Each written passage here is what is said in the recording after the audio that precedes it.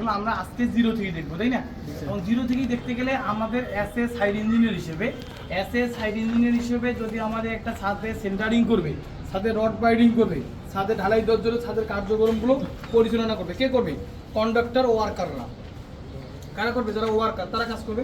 তো তাদেরকে নিয়ন্ত্রণ বা কন্ট্রোল করার জন্য আমাদের কিছু বেসিক জিনিস জানা থাকা লাগবে। এই জিনিসগুলো আপনার মেনটেন করবো। মেনটেন করতে গেলে ছাদে যখনই আমাদের একটা কাজ শুরু করবো, একটা কাজ শুরু করার আগে আমাদের করা লাগবে কি, ছাদের আমাদের যে সেন্টারিং করতে যে উপাদানগুলো লাগে, যে কি উপাদান, যে ম্যাটেরিয়ালসগুলো লাগে, এই ম্যাটেরিয়ালসগুলো আমাদের পর্যাপ্ত পরিমাণ সাইটে আছে কি না, এইগুলোকে আমাদের লক্ষ্য রাখতে হবে।